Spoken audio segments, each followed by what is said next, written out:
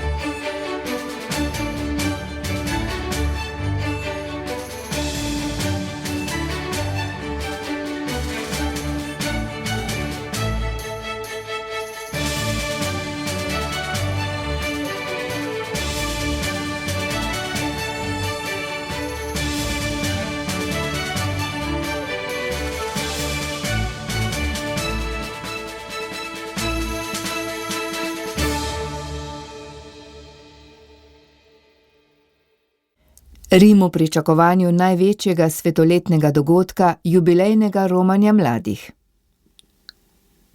Več kot 500 mladih iz Slovenije jutri odhaja na srečanje v Vatikan, iz vsega sveta jih pričakujejo milijon. Beograjski nadškof kardinal Nemet o svojem doživljanju konklava in o možnostih za dialog in mir na Balkanu. Dober dan, z vami sem Marjana Debevec.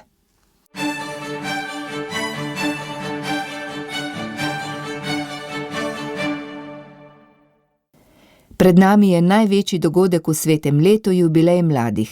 Dogajanje, ki se bo začelo že v torek, bo vrh doseglo s sobotnim bedenjem in nedeljsko svetomašo. Iz Vatikana so sporočili, da se bodo jubileja udeležili mladi iz 146 držav sveta. Pred mikrofon sem povabila vodjo katoliške mladine Matevža Mehleta. Koliko mladih odhaja približno iz Slovenije in v katerih organizacijah vse? Torej, skupaj s katoliško mladino organiziramo romanje za 430 romarjev nekako. Sodelujemo skupaj s salezijansko mladino, sodelujemo s skavti, z marijansko vincentijansko mladino. Potem pa seveda gotovo smo slišali in vemo, da gre še kar nekaj skupin mladih kar direkt na svojo župnijo. Tako da jaz pričakujem, da gotovo nas bo nekaj čez 500 v Rimu Slovencev. Zdaj vseh romarjev skupaj, pa kakor sem videl po tujih poročilih, ne bi bilo pa v tednu celotnem nekaj 120,000 v Rimu. Pol seveda za vigilijo in svetomašo v nedeljo pa pričakuje nekak milijon ljudi. Skoraj lahko rečemo kot svetovno srečanje mladih. Se vam zdi, da bo tako? Ja, zdi se mi, da bo kar podoben okvir. Predvsej dobra poteza se mi je zdela to, da so naredili letos tudi romanje za najstnike. Iz tega vidika se mi zdi, da se je Rim razbremenil zdaj v tem romanju mladih. Kakšna pa so vaša osebna pričakovanja? Vi odhajate v ponedeljek z mladimi. Ja, jaz odhajam v ponedeljek.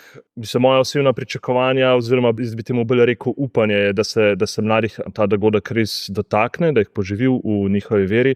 Predvsem zato, da bodo svoj apostolat, kateremu jih Kristus kliče, da bodo živeli tukaj v Sloveniji. Mogoče še ena beseda, tokrat je novi papež, ki bo sprejel mlade, papež Leon XIV. Kako ste ga vi doživeli, kako ga doživljate, kako mislite, da bo mlade sprejel, jih nagovoril? Jaz trenutno sem precej navdušen nad novim papežem, se mi zdi, da je ubral eno tako zelo zmerno pot, se mi zdi, da zelo modro deluje, ampak hkrati pa v teh osebnih stikih, vsaj kakor nam mediji kažejo, pa tako precej sproščeno, tako zelo odprt, nasmejan, tako da mislim, da tudi z mladimi, da vsaj kakor sem tudi, kot sem rekel, po poročilih videl, mislim, da ima zelo tak fajn odnos, mislim, da bodo tudi naši navdušeni nad njim. Matevž Mehle, še ob sklepu, kakšen bo program za slovensko skupino mladih? Torej, v letošnjem letu je bilo majčkeno drugače, kot v bistvu na samih svetovnih dnevih mladih, ko smo dobili precej jasen program, kaj naj izvedemo. Tokrat je bilo v bistvu popolnoma prepuščeno. Videl sem, da recimo ameriška škofovska konferenca ima samo eno srečanje za ameriške romanje. Mi smo se pri pripravi odločili, da damo predvsem 4 poudarke. V torek bo prva kateheza, en tak vstop v bistvu v celotno romanje. V sredo smo ponudili mladim neobvezno, ampak tisti, ki želi, kar nekaj ogledov Rima pod določenimi vidiki. Recimo prvi mučenci, ekumenski vidik, bolj umetniški vidik. Vodijo različni, nekateri duhovniki, nekateri drugi strokovnjaki na svojem področju. Pol v četrtek smo se odločili, da bomo naredili kar romanje 7 cerkva. Bomo začeli v bistvu v slovenski baziliki, ki je določena za jubilejno leto, torej v Marija Maggiore, in potem šli okoli teh 7 rimskih cerkva, nekako ob enih začeli bomo zaključili pri Svetem Petru. Nam se je zdelo ključno, da tudi znotraj v bistvu celotnega programa damo romanju en tak poudarek. In pa bolj v petek je sicer skupno spravno bogoslužje v Cirkusu Maximu, ampak smo se odločili zaradi tega, ker je naše izkušnje, da so res hodili k slovenskim duhovnikom mladi, se spodbuditi, da sami ponudimo v bistvu spokorno bogoslužje z možnostjo spovedi. Osrednje dogajanje pa bo konec tedna, vigilija Sveta Maša. Ja, osrednje dogajanje celotno je pa seveda na Tor Vergata. Sobota zvečer bo vigilija skupaj s papežem in nedeljo zjutraj zaključna Sveta Maša. Ena izkušnja iz svetovnih dnevov mladih je ta, da je to v bistvu en najlepših dogodkov, ko se res zbere ogromno mladih, v bistvu skupaj praznujemo našo vero. Najlepša hvala, blagoslovljene dneve vam želim. Ja, hvala tudi vam. V oddaji iz življenja Vesoljne cerkve odpiramo temo tedna. Ob robu foruma za mir, ki je potekal junija v Kopru, se je odgovorni urednik založbe Ognjišče Božo Rustja pogovarjal z beograjskim nadškofom kardinalom Ladislavom Nemetom. Govorila sta o njegovi zanimivi življenjski poti, temah foruma, predvsem pa o njegovi nedavni udeležbi na konklavu.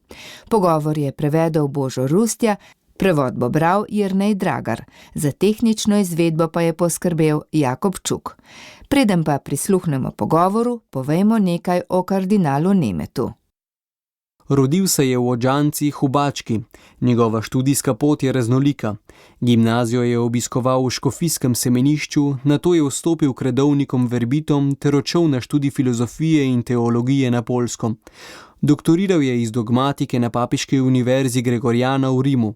Večne zaobljube je naredil 8. septembra leta 1982, v duhovnika pa je bil posvečen leta 1983.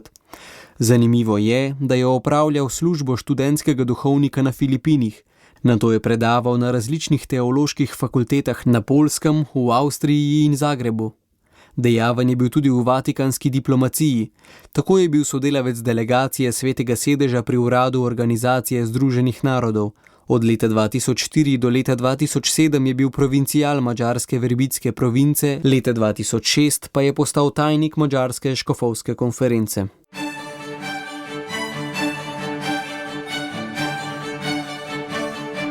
Zdaj pa vas vabim k poslušanju pogovora z beograjskim nadškofom kardinalom Ladislavom Nemetom.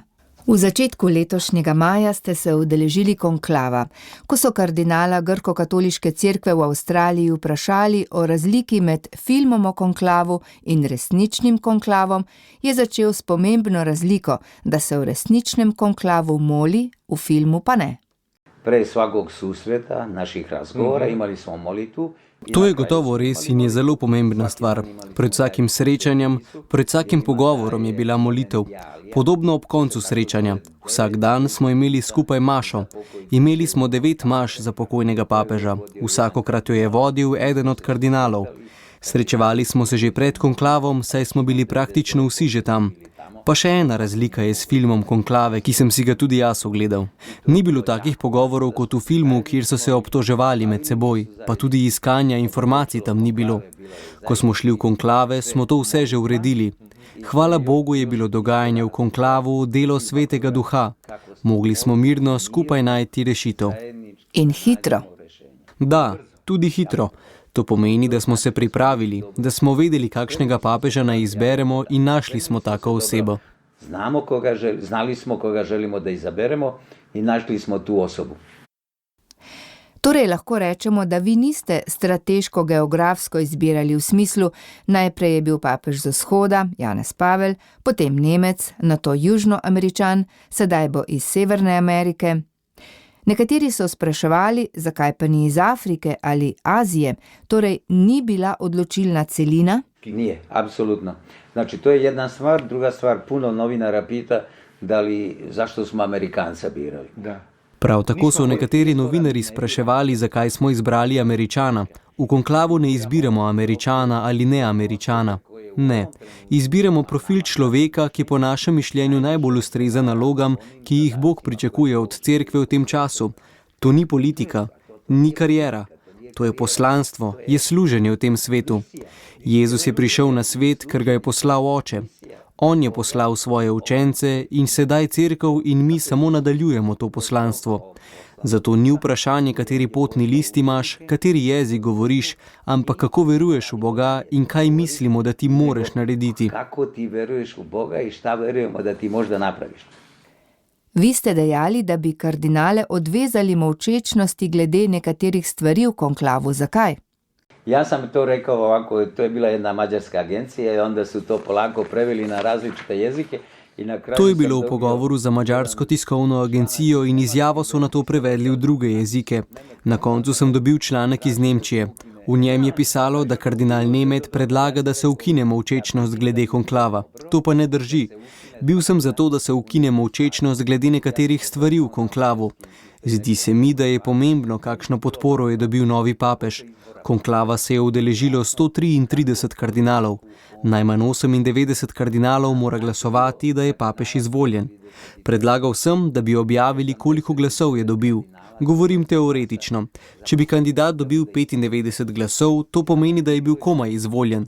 Če bi jih pa dobil 130, potem je zanj res večina. Papež ve, koliko glasov je dobil in ve, koliko podpore ima njegovo videnje cerkve. Sprejeti papeško službo je taka odgovornost, da to presega človeške moči. To mora biti Božje delo. Zato je dobro, da ve, koliko ljudi 100% stoji za njim in prav bi bilo, da bi to vedela vsa cerkev. 100% stoji za njim. In da to cerkva zna. Rekli ste tudi, da bi v primeru ukinitve te molčečnosti bilo manj ugibanj in govoric glede konklava? To je bila druga stvar. Prva je bila zato, da vidimo koliko... To je bila druga stvar. Bilo bi manj razlagan, koliko je bilo kardinalov, kateri ni uspel. Ko smo izvolili papeža, se briše vse, kar je bilo prej. Po volitvah smo vsi šli in novo izvoljenemu obljubili pokorščino in čast. Koliko glasov je kdo dobil, je stvar zgodovine. To bodo morda nekoč zgodovinarji raziskovali. Toda to ni pomembno. Kardinali smo z izvolitvijo sprejeli tudi dejstvo, da je sedaj on naš papež. Nikoli pa ne bi dal v javnost, kdo so še bili kandidati in koliko glasov so dobili. Podatek, koliko glasov je dobil papež, bi samo še okrepil njegov položaj. Ali da je on dobil toliko glasova, to bi bilo kao ojačanje. Prebrali smo, da papež Leon ni računal, da bo izvoljen. Pričevanja govorijo, da si je obraz zakril z dlanmi, ko je izvedel, da je izvoljen. Pa ja mislim, da niko nije toliko jak, da misli, ja ću sad da budem gladan. Mislim, da ni nihče tako močan, da bi ob vstopu v Sikstinsko kapelo mislil, da bo on zmagal. Bilo je zanimivo, da ste vi prvi večerjali s papežem Leonom. Ali to drži in kako je prišlo do tega? Znate, ja volim, to znači, ja bi rekel ovako, kako je bio kontekst. Da, tako je bilo. Samo ne razložim. Kardinali smo prišli v dom Svete Marte. Tam je bila slovesna večerja po izvolitvi papeža. V jedilnici so bile mize z 12 stoli. Posedli smo se k njim. Papež pa je zamujal, ker je po prvem blagoslovu in nagovoru imel še obveznosti, od fotografiranja, dajanja izjav in podobno. Ko je on prišel, smo bili mi že na svojih mestih. Njegova miza je bila v središču z lepim belim stolom zanj. Šel je tja in okrog njega je bilo vse prazno. Mi gledamo nam, on pa nesrečno na nas. Nekoliko nenavaden položaj. In tedaj jaz, takšen kot sem. Ja onako udaren kako jesam, da kažem. V šali lahko rečemo po balkansko. Balkanski, ja mu kažem, Otišao sam tamo, Sveti oče, možemo da dođemo tu, pošto ste... Ja, in mu rečem, ali lahko mi prisedemo k vam, ker ste sami. In on nas hitro povabi, pridite, pridite. Pridružili so se mi še 4 kardinali in pri mizi nas je bilo 6 s papežem. In ko sem pozneje razmišljal, je bil iz vsake celine po en kardinal, ne da bi se dogovarjali. I bio je jedan iz Azije, ja iz Evrope, jedan iz Severne Amerike, jedan iz Južne Amerike, jedan iz Azije i on papa. O čem ste se pa pogovarjali? Stvarno, ja kažem, providnost nije mogla drugačije. I razgovori, da vam kažem... Iskreno povem, pogovor je bil sproščen, prijazen pogovor med prijatelji. Nobenih skrivnosti, nobenih velikih tem. Ali je že poklical brata, za katero moštvo navija, kaj mu je všeč. Opazilo se je sproščeno vzdušje po izvolitvi. Seveda je bil on veliko bolj utrujen, kakor mi. Vedeli smo, da je sprejel ogromno breme. Lahko si vesel, da Bog veruje v tebe, ker ti je zaupal to poslanstvo. In če ti je zaupal to poslanstvo, ti bo tudi dajal moč, da boš poslanstvo izpolnil. A vendar je to velika odgovornost in veliko breme. To je Božji poziv, da će ti pomoč. O novem papežu govorijo, da je previden, da dobro premisli, kaj bo izjavil. Kako ste ga vi doživeli? Ja bi to rekao, da je to njegova jaka strana, da on sluša. Mislim, da je njegova močna plat, da posluša. Poznam ga od leta 2023. Prej je bil v Peruju, jaz v Evropi in se nisva srečala. Kot prefekt dikasterija za škofe in jaz kot predsednik naše škofovske konference sva se večkrat pogovarjala. Lani je bil naš gost v Beogradu, ko je pri nas potekalo zasedanje evropskih škofovskih konferenc. Udeležil se ga je tudi on. Pri njem je zelo lepo, da posluša. Želi, da mu sogovornik pove, kaj misli. To je velik dar. Ne odloča, preden ne sliši drugega mnenja. Ko sem bil pri njemu v Rimu, sem opazil, da je bil vedno pripravljen na pogovor. Sodelavci so mu pripravili beležke in on se je prej seznanil s stanjem. Nisi slišal, ne vem, tega še nisem slišal. Hitro pa si opazil, da je vedel, o čem se pogovarja. On govori o temi pripravljen. Njegovo življenje ga je vodilo po raznih službah. 12 let je bil general Avguštincev. Naučil se je potovati po svetu in se pogovarjati z ljudmi iz različnih kultur. Ena glavnih kvalitet, ki smo jo iskali pri novem papežu, je bila, da bi bil človek z izkušnjo z 2 ali 3 celin. Ne samo, da je obiskal te celine kot nunci ali škof, ampak da je tam živel in delal. Sem optimist, da bo on pravi papež v tem nemirnem času in da bo ljudem dal gotovost, da bo cerkev kot ladja v nemirnih vodah plula naprej. Da ta crkva kao ladja na nemirnim vodama da ide naprej. Če se prav spominjamo, je on prvi papež, ki je pred blagoslovom mestu in svetu imel napisan ali vsaj skiciran govor. Nije samo 3-4 rečenice, ja sam došao, blagoslovio i ja sam... Bil je tudi nekoliko daljši nagovor. Ni samo povedal 4 stavkov in dal blagoslova, ampak je v svojem govoru nakazal svoj program. Poudaril je pomen miru v svetu, kjer je mir čedalje bolj ogrožen. Preden ste postali kardinal, ste imeli za seboj bogato življenjsko izkušnjo. Naj razjasniva. V vaših življenjepisih piše, da ste madžarski duhovnik, rojen v Vojvodini. Lahko razložite? Rojen sem v Vojvodini, v Bački, madžarskim staršem. Doma smo govorili samo madžarsko, obiskoval pa sem osnovno šolo v srbščini. Potem sem šel v malo semenišče v Subotico. Tam je bil učni jezik hrvaščina. Potem sem stopil v red verbitov. Pri njih sem nadaljeval študije. Vedno pa povem, da sem Madžar iz Srbije, nekdaj iz Jugoslavije. Je med Madžari veliko katoličanov? V Srbiji je okrog 300.000 katoličanov, od teh je 75% Madžarov. Drugi so Hrvati, Slovenci, imamo Slovake, Bolgare. Mi smo res katoliška cerkev, v pomenu svetovna, saj jo sestavljajo različni narodi. Potem ste nadaljevali študij na Poljskem. V katerem jeziku je potekal študij? Ko sem leta 1977 končal služenje vojaškega roka, mimogrede vojak sem bil blizu Slovenije v Klani in moja vojaška pošta je bila Reka, sem šel v novicijat.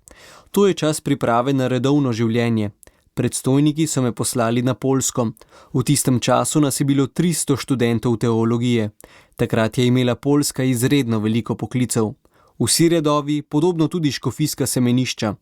Leta 1982 sem izrekel večne zaobljube, leto pozneje pa končal študij na Katoliški univerzi v Lubinu.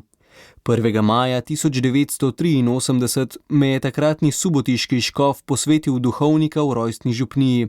Prosil sem za to in ugodili so moji prošnji. Tako sem domači župnijski cerkvi prejel krst, prvo obhajilo in prvo spoved, birmo in tudi mašniško posvečenje. Skratka vse zakramente razen škofovskega posvečenja, ki sem ga prejel v Zrenjaninu. Zanimivo pa je, da ste po posvečenju šli za študentskega kaplana na Filipine. Da, a ne takoj po posvečenju. Naj pojasnim. V našem redu je nekakšno pravilo, da je v misijonskem redu, kar verbiti smo, treba po mašniškem posvečenju imeti neko pastoralno prakso, praktično delovati. Mlad redovnik ne more takoj nadaljevati študija, ampak mora prej imeti izkušnjo praktičnega duhovniškega dela. Tako so mene poslali v Zadar. Naš red je tam kupil novo hišo novembra 1983, decembra sem šel jaz tja.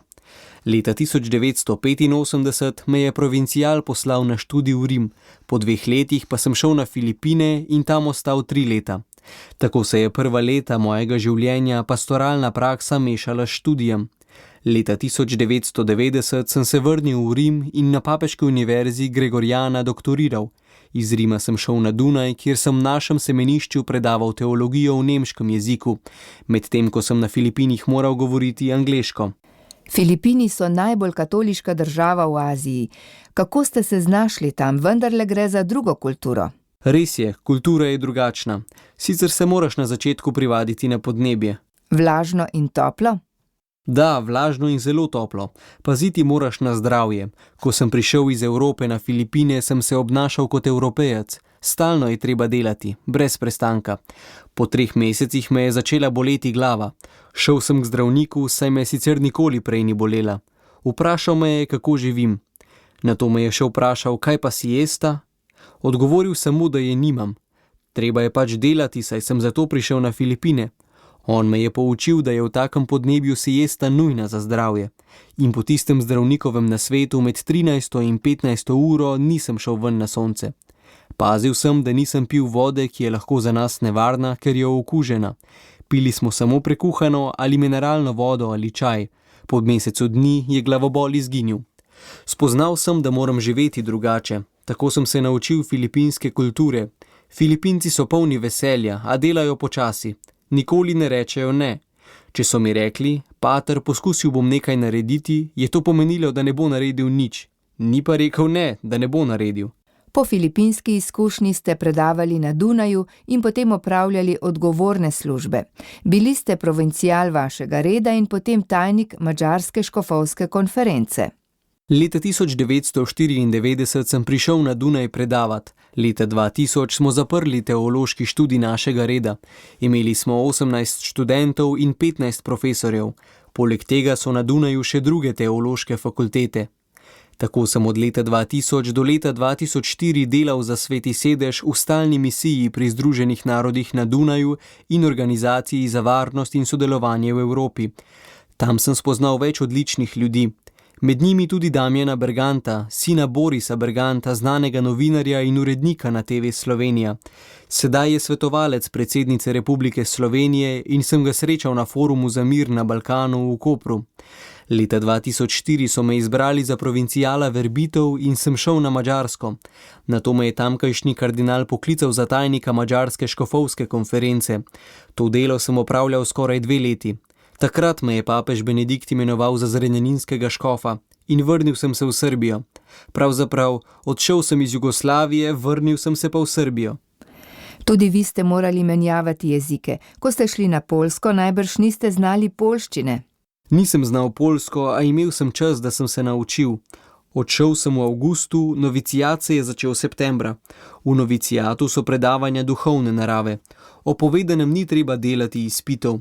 Bil sem edini tujec in prisiljen sem bil govoriti poljsko. Lahko rečem, da se z nekakšno lahkoto učim jezike.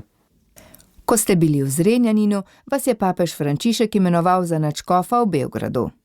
Oktobra 2022 me je nuncij vprašal, če bi sprejel to službo in 5. novembra so objavili moje imenovanje. 10. decembra pa sem prejel škofijo. Hotel sem sprejeti škofijo še pred Božičem. V Srbiji našemu novemu letu sledita pravoslavni Božič in novo leto, potem je praznik svetega Save in tako je cel januar zaseden s praznovanji. Vi ste prvi beograjski nadškof, ki je postal kardinal. Zakaj menite, da vas je papež Frančišek imenoval? Mogoče zato, da bi okrepil majhno katoliško skupnost v Beogradu, da bi šel na obrobja, kakor je poudarjal? To je kompleksno vprašanje. Srbija je obrobje, kar se tiče katoliške cerkve. V celotni Srbiji je 5% katoličanov, v Beogradu manj kot 1%. Od 5 milijonov prebivalcev nadškofije je samo 25.000 katoličanov. Z druge strani pa ta skupnost kaže, da je mogoče živeti v takem okolju in smo navzoči v javnem življenju. To, da me je papež imenoval za kardinala, je pomembno za celo področje nekdanje Jugoslavije. Če pogledate, kdo je z tega področja že imel kardinale. Zagreb ga ima skoraj 100 let. Slovenci tudi, ne sicer v Ljubljani, a v Rimu in sedaj v Argentini. Sarajevo je dobilo kardinala. Od večjih mest ga ni imel samo Beograd. Nisem pa prepričan, če je bil to razlog. Vsekakor je papež svoboden v imenovanju kardinalov. Pred konklavom sem vprašal več ljudi, kako papež izbira kardinale, in odgovor je bil vedno enak. To papež sam dela. Pri papežu Frančišku so bila ta imenovanja zelo svobodna. Izbiral jih je z vseh koncev sveta. Ni se držal tradicije? Ne, nikakor ne. Poglejte Milano. Že kakšnih 15 let nima kardinala. Benedk je podobno. Prej je bil beneški patriarh vedno kardinal, sedaj ne več. Opazno je bilo, da je on spremenil nekatere stvari. Z druge strani pa sem videl sedaj na konklavu, da smo bili predstavniki z celega sveta in smo imeli pred seboj podobo cerkve na celem svetu, ne samo v Evropi ali v Ameriki. Kardinali smo bili z vseh strani sveta in to je dobro. Ta pogovor poteka po forumu za mir. Njegova tema je bila vrednote življenja za mir. Poudarili ste tudi pomen družine. Toda če pogledamo učenje cerkve v družini in dejansko življenje, opazimo, da je med tem velik razkorak. Ja mislim, da tu naša crkva, budimo iskreni, naša crkva mora... Cerkev mora predstaviti pravo podobo družine. Neodvisno od tega, kakšna je resničnost, mora predstaviti in pokazati, kakšen je ideal družine. Istočasno, ko govorimo o idealu, pa spremljamo tudi realno življenje. To pa je velikokrat daleč od ideala. Ideal je mož in žena z otroki, ki živijo v razumevanju in miru. Vemo, da je resničnost drugačna. Danes se srečujemo s pojavom, ko mnogi zakonci ne morejo imeti otrok. Ali bomo za te rekli, da niso prava družina? Seveda so. Ne smemo poudarjati samo ene stvari. Cerkev mora stati ob strani konkretnim družinam, s konkretnimi problemi in ne popolnih, ki so sklenili zakonsko zvezo. Kaj pa tisti, ki se sploh ne poročijo? Toda bodimo iskreni. V katerem zgodovinskem obdobju so bile družine idealne? Poglejmo samo, kaj se je dogajalo v 15. ali 16. stoletju. V 19. stoletju je bil vsak tretji otrok nezakonski. V 20. stoletju smo imeli odlične razmere za življenje v družini. Tudi samo v Evropi. Bil sem v Aziji, veliko potujem po Afriki. V Srednji Ameriki se več kot 90% otrok rojeva izven družine, kakor jo mi pojmujemo. Mi moramo govoriti o idealu, a videti tudi resničnost. Sam imenujem družino tam, kjer se rojeva življenje in kjer dve osebi v ljubezni podpirata druga drugo. Ko je Bog ustvaril moža in ženo, jima je dejal, naj se med sebojno dopolnjujeta. Šele pozneje jima je rekel, naj imata potomce. Nisu oni zato manje porodica, oni jesu i dalje obitelj. Ko govorimo o vrednoti življenja, opažamo, da je danes problem začetek življenja, torej splav, in njegov konec z evtanazijo. Tudi tukaj smo priče razkoraka med učenjem cerkve in težnjami sodobne družbe. To znači, ja bih rekao ovako, katolička crkva isto ima jednu nauku koja se razvija. Nauk cerkve se razvija. Učenje, da je človek bitje od spočetja naprej, se je razvilo v poznejših stoletjih. Menim, da je pomembno, da poudarjamo, da je človeško bitje od spočetja naprej, a želim reči, da se je nauk cerkve o globini razumevanja življenja razvijal. V preteklosti niso poznali problema evtanazije, ker so ljudje živeli povprečno 40 let. V grški kulturi so starejše ljudi, ki bi postali breme družbi, ubijali. Podobno na primer Eskimi. Krščanstvo je v naši dobi najbrž edina vera, ki 100% podpira življenje. Možda jedina religija, koja 100% podržava život. Meni se zdi, da je to bogatstvo. I to je svakako. I zato kažem, to nije stvar, ko je uvek Vsekakor. Zato pravim, da ni bilo vedno tako, a je dobro, da je sedaj tako. V sodobni kulturi stvar, ki ni več dobra ali ti ne služi, odvržeš. Ne smemo dovoliti, da bi ista miselnost prešla na odnos do človeškega življenja ali človeka. Zato se mi zdi, da ima katoliška cerkev veliko nalogo. Ne da prepoveduje to in ono, ampak da govori pozitivno o vrednoti življenja v vsakem življenjskem obdobju, od prvega do zadnjega trenutka življenja. Lepo pravi Jezus v evangeliju po svetem Janezu: Prišel sem, da bi imeli življenje in ga imeli v izobilju. Pa sveti Janez ni poznal težav, ne s splavom, ne z evtanazijo. Zato mislim, da so besede o življenju, o katerem evangelist govori v več poglavjih, božje razodetje. Božanska objava, mislim, da je to jako važno. Gospod kardinal Ladislav Nemet, najlepša hvala za pogovor. Zaključujemo oddajo, ki sem jo uredila, Marjana Debevec. Želim vam blagoslovljeno nedeljo. Poslušali ste oddajo Iz življenja vesoljne cerkve. Ponovno ji lahko prisluhnete v našem audio arhivu. radio.ognisce.si